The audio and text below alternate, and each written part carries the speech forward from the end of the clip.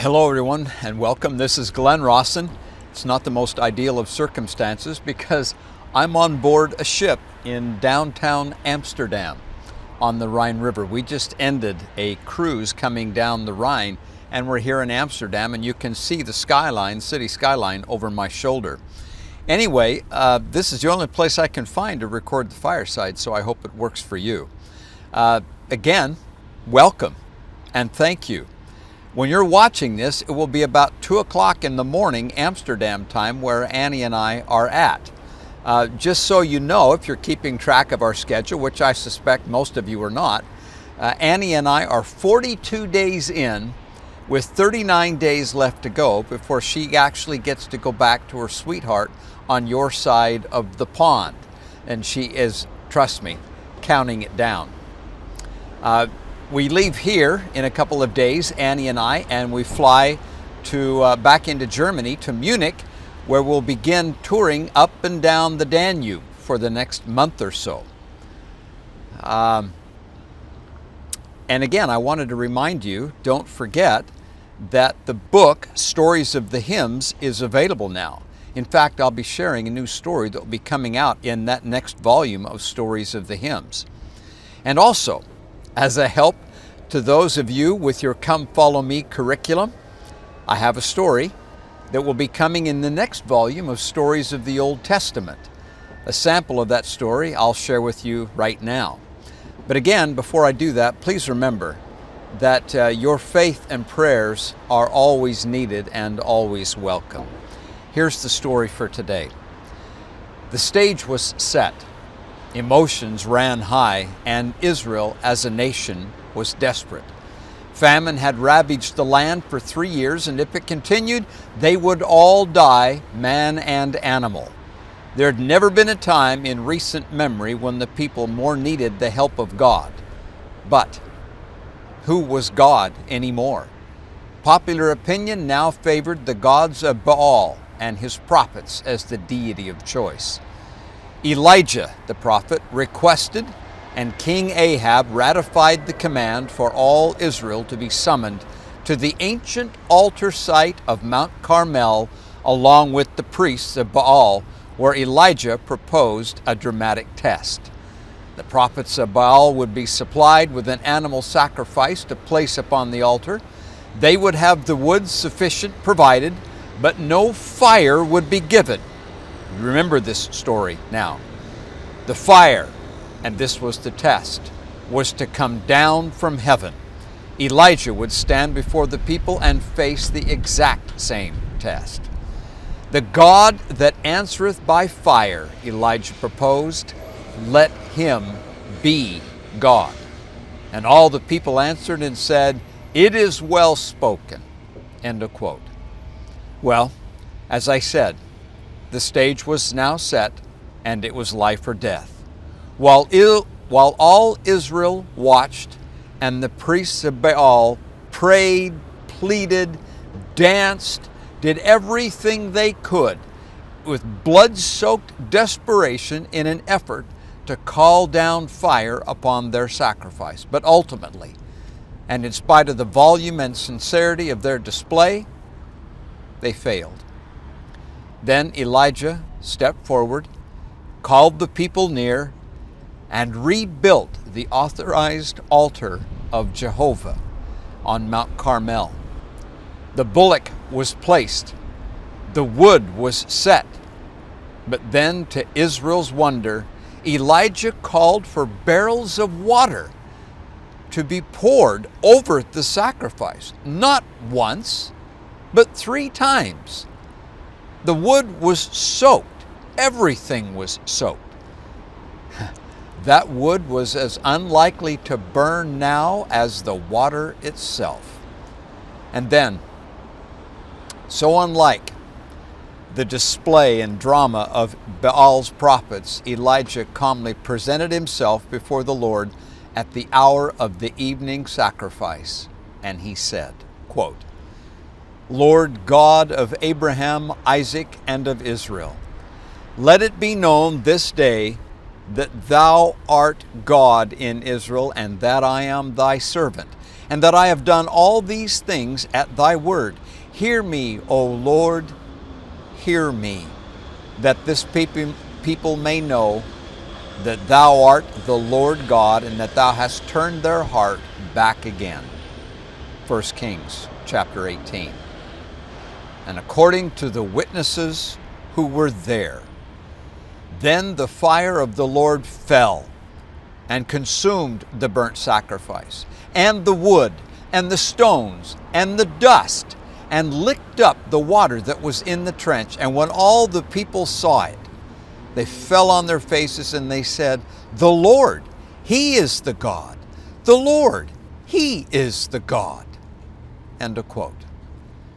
That day the prophets and priests of Baal fell at the hands of the very people they had led and deceived. Now, my dear friends, I believe that another showdown is coming on the world stage.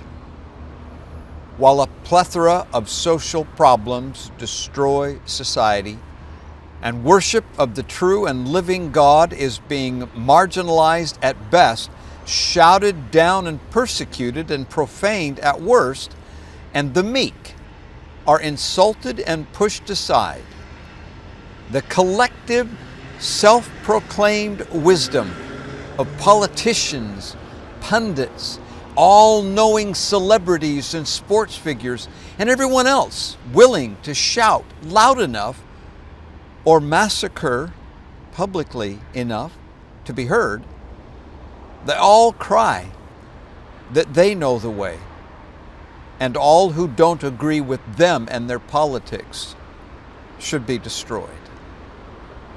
Well, I assure you, fire and destruction will come again, surely.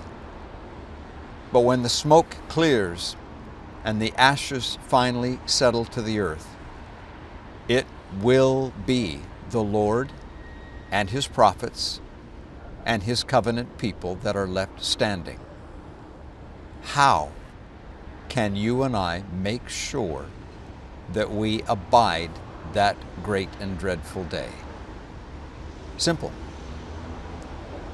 By giving heed to the authorized Elijah of our day, the living prophet. Next story. This next story, I'll leave it up to you to decide what you think of it, but it took place at the next destination Annie and I are headed to, the Danube River in Germany. Not long ago, an old newspaper article was found buried away in forgotten archives. It told the following story. It was January 1894 when a group of small children were playing tag along the banks of the river. One little boy, only 4 years old, ventured out onto the thin ice and fell through. The current of the river was strong, the water was cold, and evidently he was swept away. Another youth who knew him saw his plight, jumped into the river, and pulled the little lad to safety. The incident was written up in the local newspaper as an act of heroism and forgotten. That article was later discovered, and when it came to light, the whole world took note. Why? Because the town where this happened was Passau in Bavaria. The river was the inn, and the lad who nearly drowned and was saved, Adolf Hitler. Now, many wanted to discount the story as not true, that is, until corroborating sources came forward.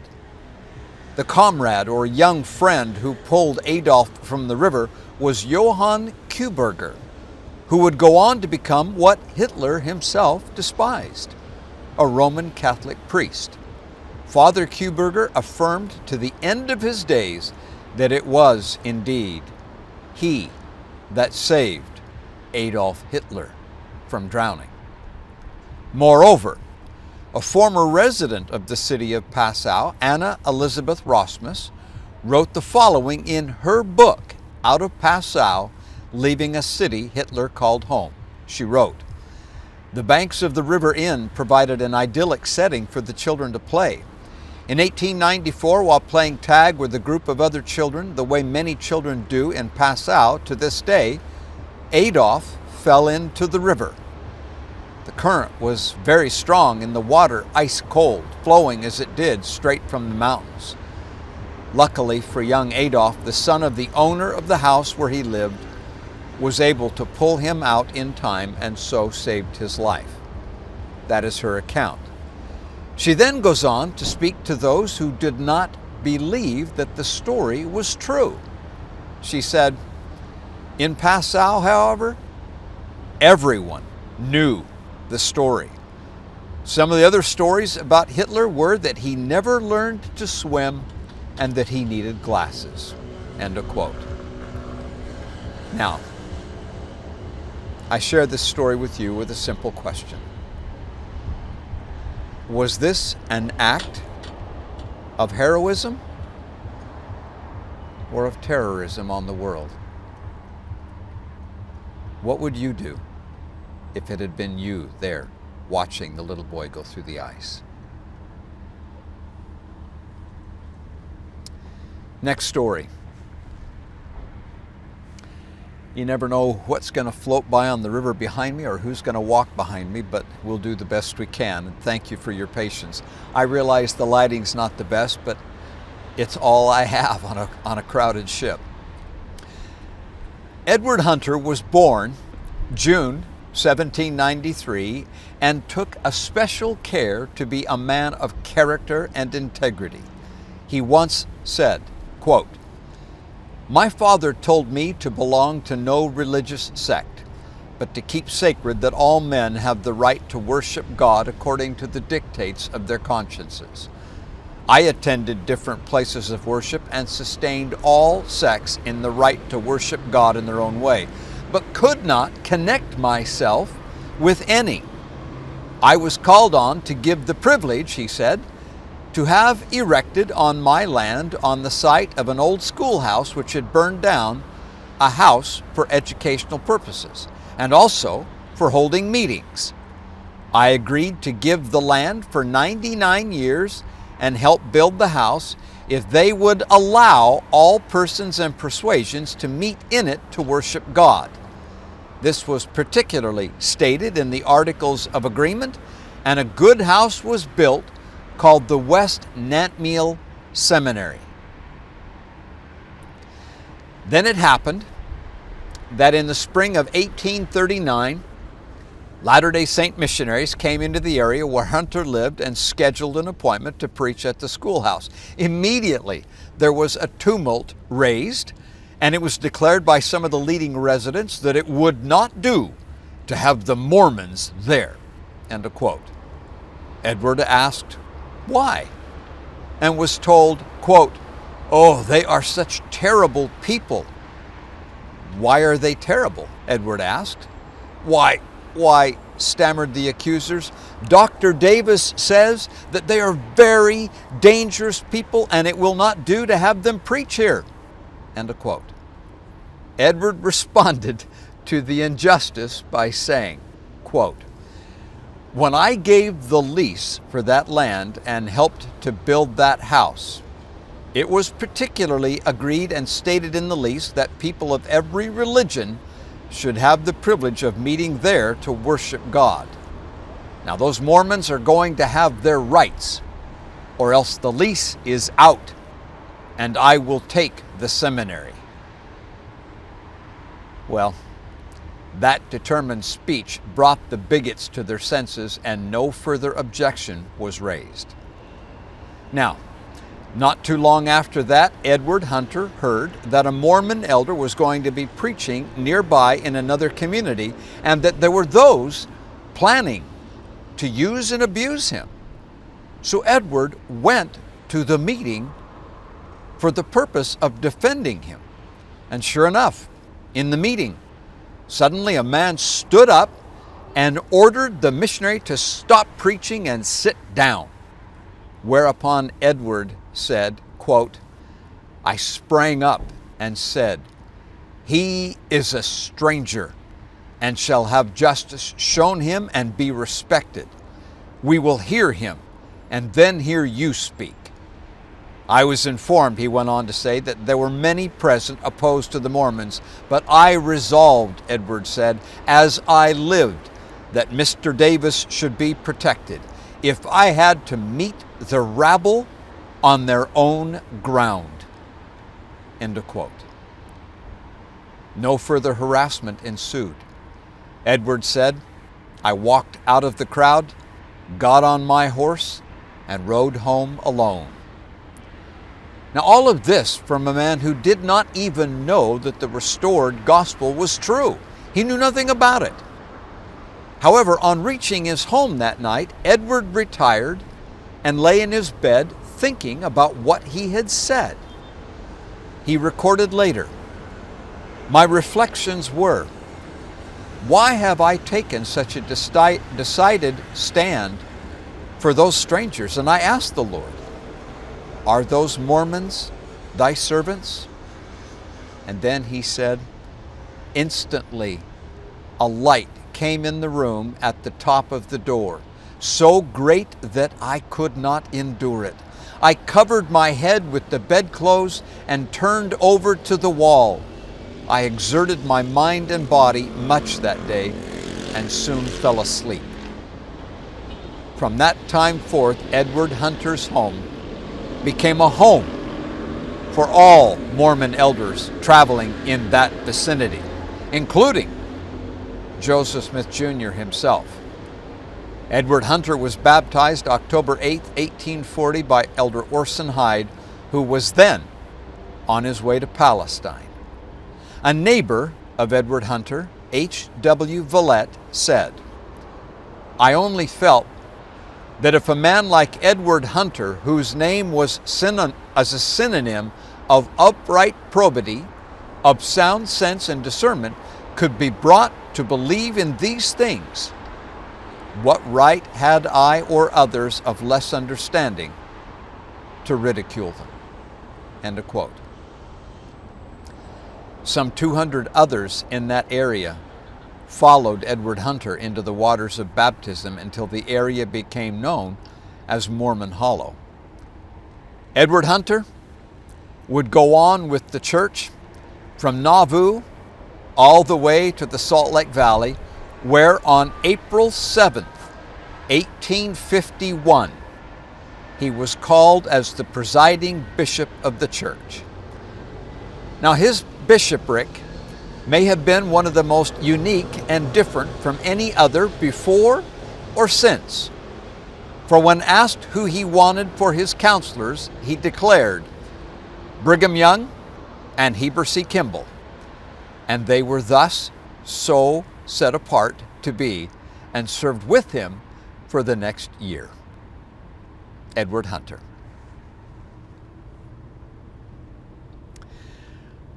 Okay, now, I suppose this might come across as a matter of confession, but you know, I finished Tempering Steel some time back, and while I've been out here, I had a little extra time, so I decided I would read the book again myself. And it proved to be a very edifying experience, causing me to want to continue and write a sequel, which I've already started.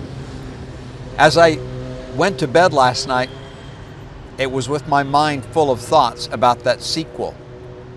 I woke up early this morning on the Rhine River, and I received this message on Facebook Messenger. And Sue Ann, if you're listening, a profound thank you. This is what she said to me.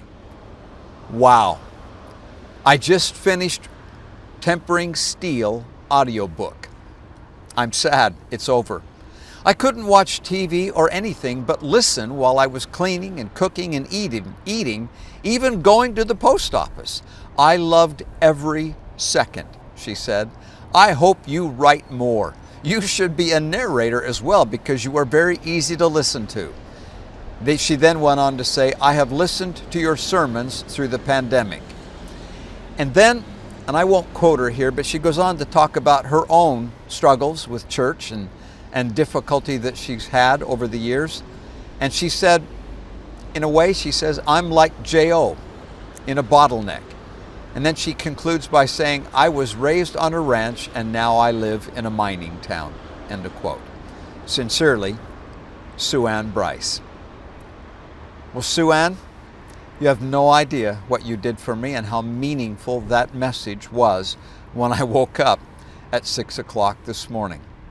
Because of you, I have a renewed desire and intensity to continue that sequel, and I'll be working on it as soon as I finish here. I thought perhaps now I would share with you a segment from Tempering Steel. This takes place about 3/4 of the way through the book. Traffic moved slowly, especially through North Salt Lake and Bountiful.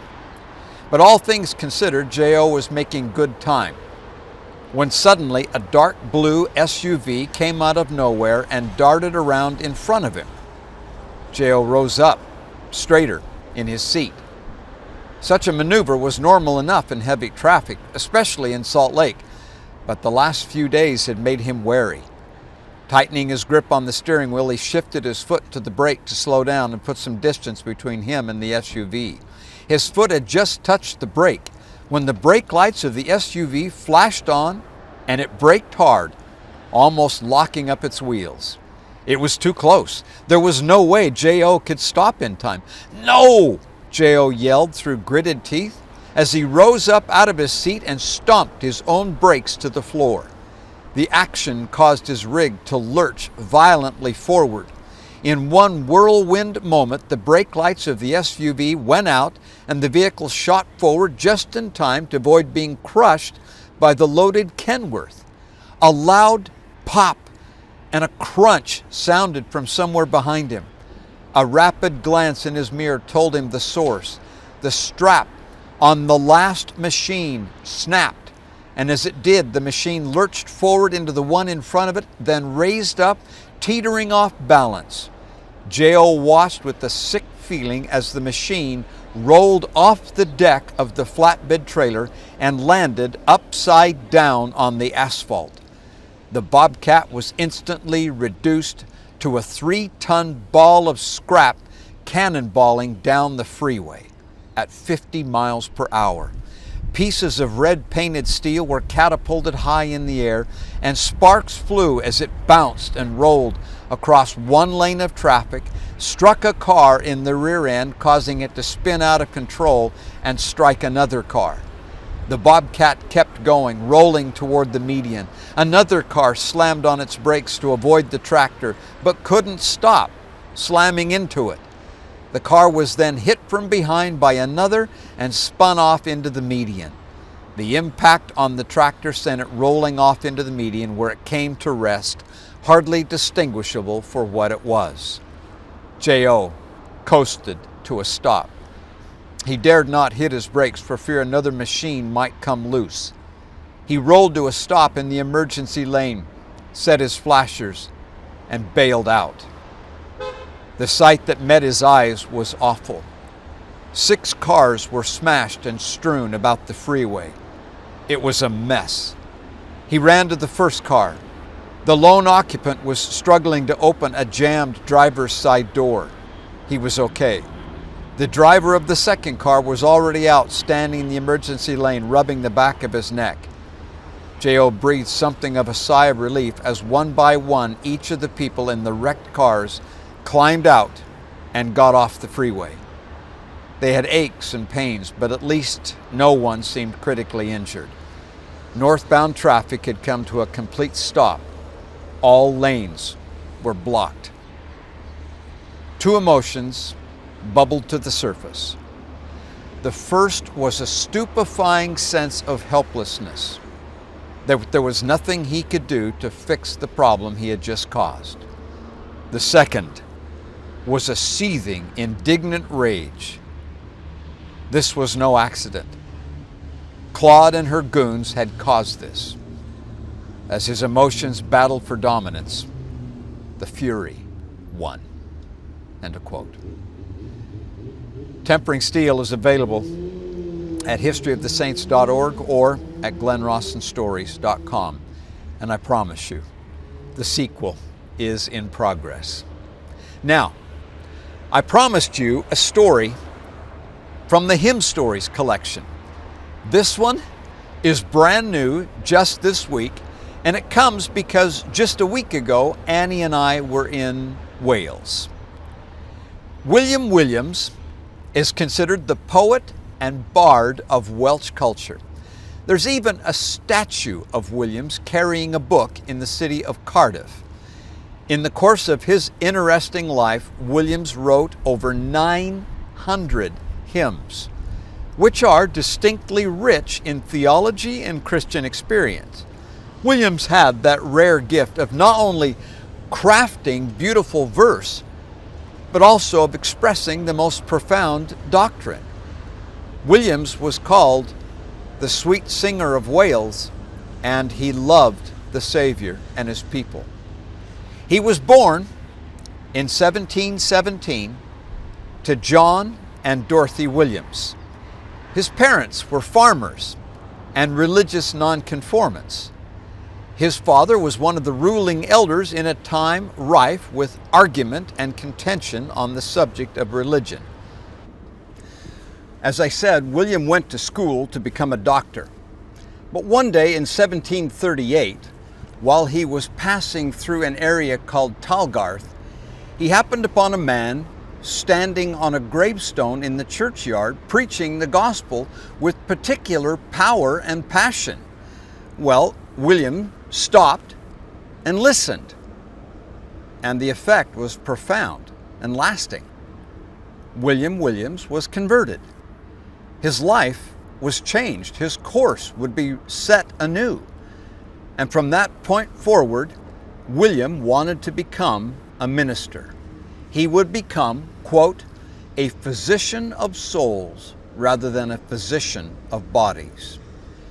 He applied to the established church and became a curate of several congregations, kind of like a stake president, if you will. As a deacon, he ministered and served with love and power, even if it wasn't within the boundaries of his own parish in the Anglican Church. He was effective in his ministering, even though perhaps a little unorthodox in his methods. Well, in time, he was complained of to church authorities, and despite his numerous appeals, William Williams was denied ordination to the priesthood and dismissed as a minister in the Church of England. Well, his friends and associates then encouraged him to go into the fields and byways and preach, to become an itinerant preacher, as it were. And to his everlasting credit, William Williams did. By his own estimates, he traveled some 150,000 miles across the verdant hills of Wales, preaching, ministering, and loving. Most of his hymns were composed during this time of teaching and personal ministry. For 48 years, the guiding hand of the great Jehovah led him from place to place, loving, ministering, and serving as the Lord did, and all of that without salary. Well, William Williams' countrymen recognized his spiritual gift with words and doctrine and eagerly accepted his books and his writings. He became the chief hymnist of the Methodist revivals in Wales and his country's first romantic poet. The Lord would lead William Williams into a glorious history. Now, one of his hymns remains popular, and of course that's why I'm telling you this, down to the present day, and that across many denominations.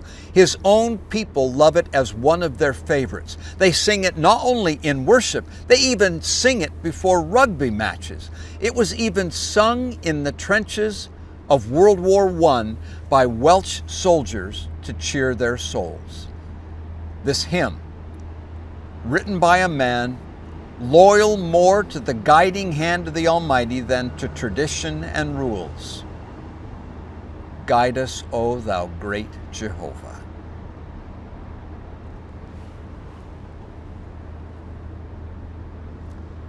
Next story.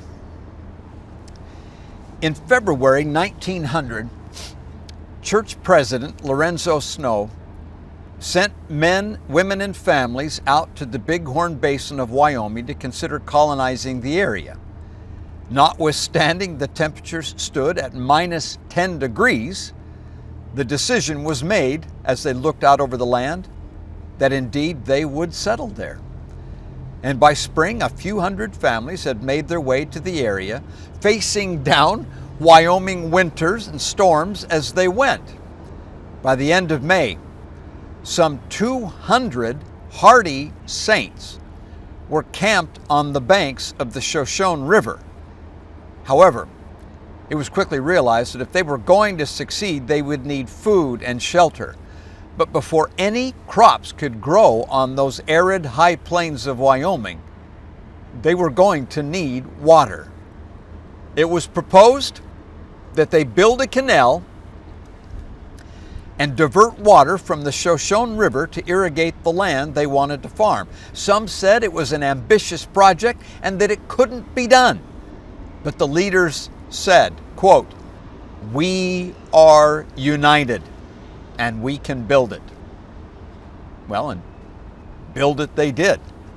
The canal ran 37 miles over rough and impassable terrain and required the building of tunnels, suspension flumes, and more. The Sidon Canal would take them 4 years to complete. Charles Welch, who was there, gave the following description of the tedium of the task. He said, quote, "Day after day, week after week, and month after month, it was ditch, ditch, ditch, and it took grit to keep it up.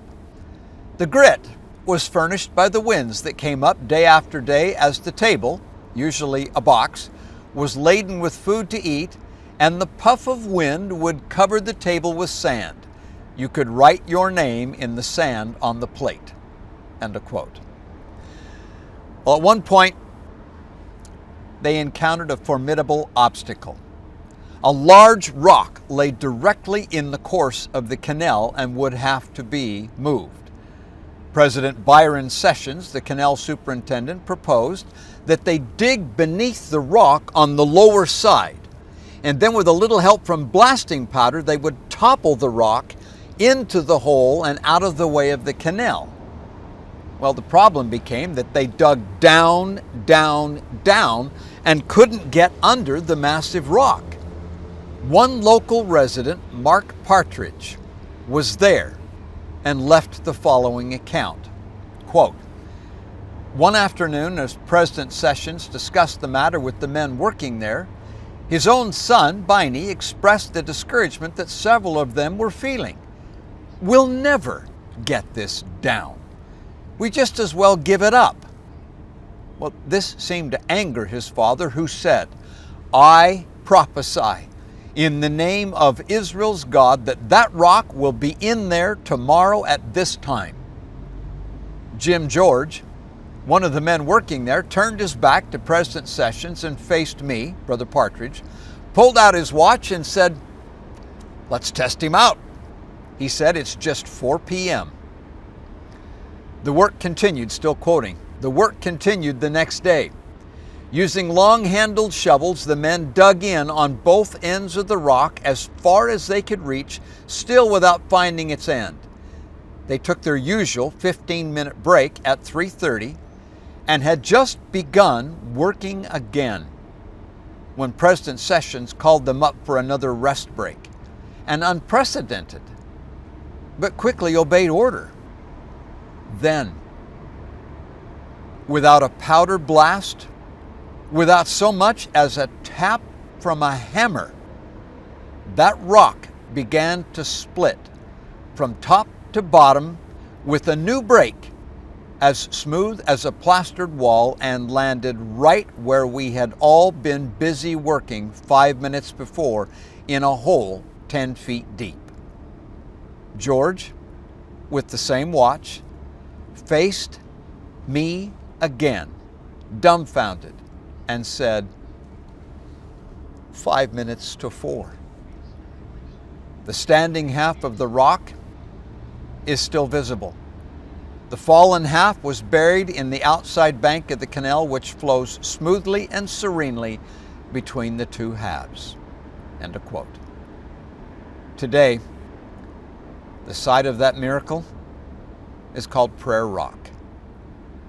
At 5:00 p.m., April 23rd, 1904, the water of the Sidon Canal reached its end and began to irrigate the land. And my friends,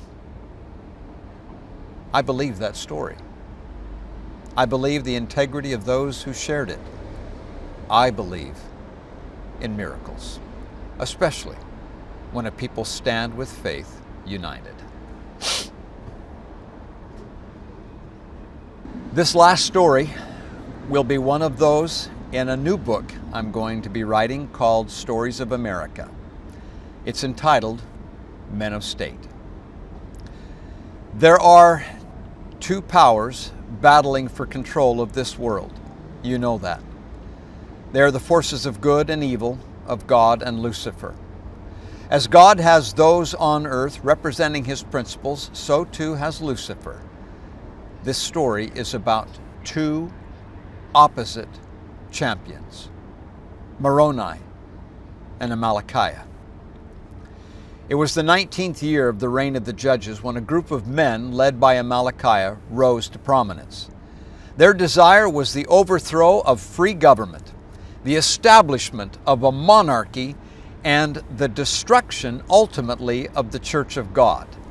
Amalickiah was a large and strong man, a consummate politician, if you will, who promised all manner of perks and power to those who would take up his cause. Moreover, Amalickiah was a cunning orator and most persuasive, so much so that those who followed him even left the church. Because of Amalickiah and his false principles in politics, the Nephites found themselves in exceedingly precarious and dangerous circumstances.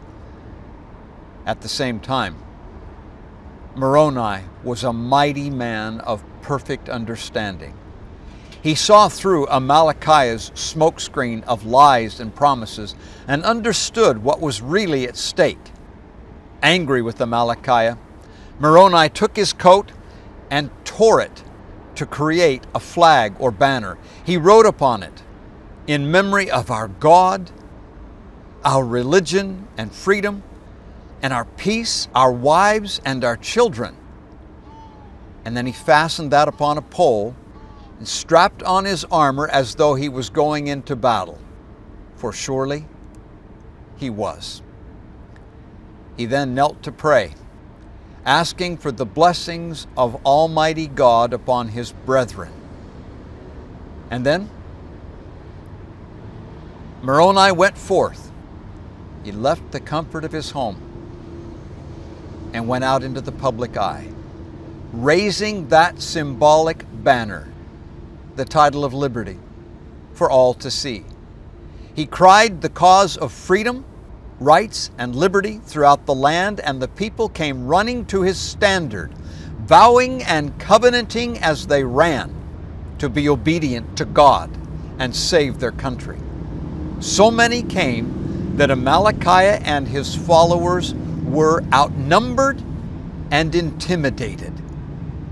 They fled, but Moroni and his armies headed them and brought them back. Amalickiah, however, escaped and joined the Lamanites, where he would prove an incalculable source of evil and misery for years to come. Now, please consider how opposite these two heads of state actually were. While Amalickiah sought the power of government to destroy the Church of God and the foundations of liberty among his people, Moroni had sworn with an oath to defend his people, his rights and his country and religion, even to the loss of his blood. Amalickiah was a man of cunning device, a man of many flattering words. His intent was to lead away the hearts of many people to do wickedly. Moroni, he too was a powerful speaker, but he persuaded his people to make covenants with God and be obedient to his commandments. Amalickiah did not care for the blood of his people. They were expendable to his ends. Moroni's heart, on the other hand, did glory in preserving his people. Amalickiah stirred his people to anger, teaching hate and contention and division. Moroni taught his people to be faithful in keeping the commandments of God and never to give an offense. While Amalickiah's passion was the power to bring men into bondage, Moroni did joy in the liberty and freedom of his brethren from bondage and slavery. Amalickiah was anti-Christ. He tried to destroy the cause of Christians, and because of that, he would die an ignominious death on the beach at Bountiful at the hand of Teancum's lance. And of Moroni, well, he is remembered for all time thus: if all men had been and were and ever would be like unto Moroni, behold, the very powers of hell would have been shaken forever. Now, I have thought long and hard, why was this one tiny moment in the history of the world captured in so much detail and illustrated so vividly for so many and for such a long time? Answer: that you and I be not deceived again by such men as Amalickiah. The character and principles of Moroni are the standard by which all persons in power should be judged. Anyone who opposes the Almighty and the truths, doctrines, principles, and prophets that are His will be cast out of their grave like an abominable branch, to borrow Isaiah's expression. And again, I repeat, all people in power should be judged by the same principles and character that Moroni stood for. He is the standard for all people in power by which they can and must be judged. And I repeat, judged people in power must be for our very survival. From noisy downtown Amsterdam on a Sunday, late Sunday afternoon, this is Glenn Rawson. Looking forward to when I can come back and be live with you again. Good night, and God bless.